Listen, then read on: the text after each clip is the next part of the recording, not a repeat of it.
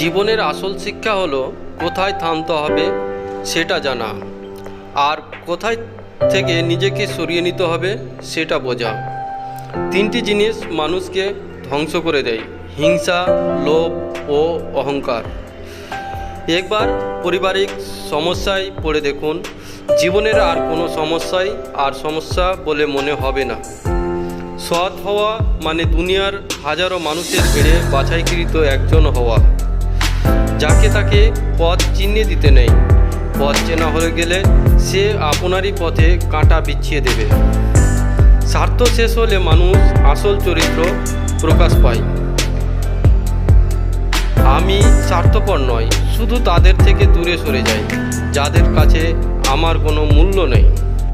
হাতের আঘাত শরীরে লাগে, কিন্তু কথার আঘাত লাগে মনে।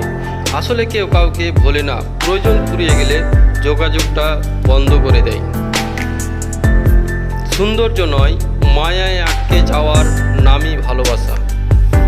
কষ্ট দেওয়া মানুষগুলো এমনই যে বিষ দিয়ে বলবে খেতে হবে, আর বিষ খাওয়ার পর বলবে তোমাকে বাঁচতে হবে।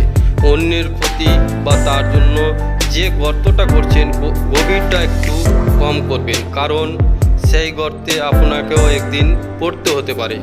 সম্মান আর ভয় কখনো এক হতে পারে না। মানুষের অন্তরে সম্মানের স্থান করে নেওয়া উচিত।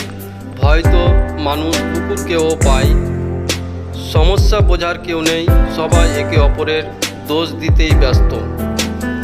এ কেমন দুনিয়া, একা একা কাঁদলে কোনো দোষ নেই, কিন্তু একা একা হাসলেই পাগল বলে।